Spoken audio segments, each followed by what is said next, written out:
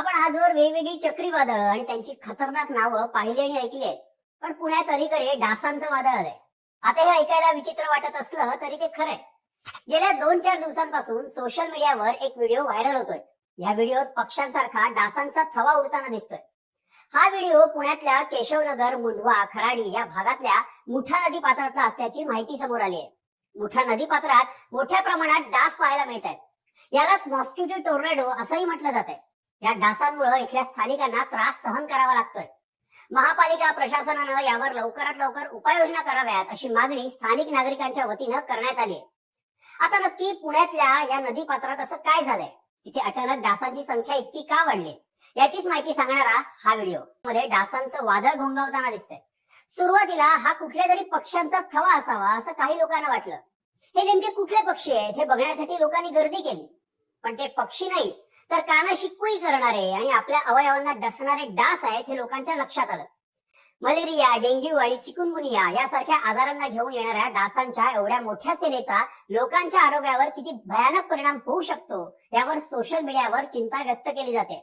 मुंढवा, केशवनगर आणि खराडी या एरियामध्ये अनेक मोठ्या रेसिडेन्शियल सोसायटी आहेत. पण डासांच्या झुंडींमुळे इथे राहणाऱ्या लोकांना घराच्या खिडक्या उघडणं किंवा बाहेर पडणंही मुश्किल झालंय. डासांच्या भीतीनं पालकांनी आपल्या मुलांचं बाहेर खेळणं सुद्धा बंद केलंय. एकूणच सध्या डासांच्या या झुंडीमुळे या परिसरात प्रचंड भीतीचं वातावरण आहे. फक्त केशवनगर किंवा खराडीच नाही तर पुण्यातल्या सगळ्याच नदीकाठच्या परिसरात मोठ्या प्रमाणावर डास वाढले. आता इतके डास येण्याचं नेमकं कारण काय, तर केशवनगर, खराडी आणि मुंढवा मध्ये मुळा मुठा नदीच्या पात्रात डासांची संख्या वाढण्याचं मुख्य कारण आहे ते म्हणजे नदी पात्राजवळ असलेलं लहानसं धरण आणि पाण्यावर प्रक्रिया करणारा प्रोजेक्ट. यामुळे नदीपात्रात जास्त पाणी साचून राहतं. साचलेलं पाणी हे डासांच्या रिप्रोडक्शनसाठी पोषक मानलं जातं. त्यामुळे या ठिकाणी डासांची संख्या वेगाने वाढते. याआधी रशिया आणि मध्य अमेरिकेत पावसाळ्यात डासांच्या झुंडींमुळे वावटा निर्माण झाल्याचं पाहायला मिळालं होतं. पण पुण्यात पहिल्यांदाच हा प्रकार पाहायला मिळत असल्यामुळे हा उत्सुकतेसोबतच चिंतेचा विषय ठरतोय. याचं अजून एक कारण म्हणजे मुळा मुठा नदीत मोठ्या प्रमाणात जलपर्णी साचल्यात. या वाढलेल्या जलपर्णीमुळे या परिसरात डास, कीटक आणि माशांचं प्रमाण वाढल्याचं चित्र पाहायला मिळतंय. तसंच वाढत्या प्रदूषणामुळे नदीचं पाणी अस्वच्छ होतंय. नदीत काही घटक असतात जे डासांची अंडी नष्ट करतात. पण मुठा नदीत मोठ्या प्रमाणात सांडपाणी सोडलं जात असल्यामुळे पाण्यातले हे घटक संपुष्टात आले.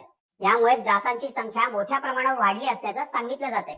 तसंच अलीकडे वातावरणात सातत्यानं होणारा बदल सुद्धा डासांच्या वावटळीमागचं कारण असल्याचं काही तज्ज्ञांचं मत आहे.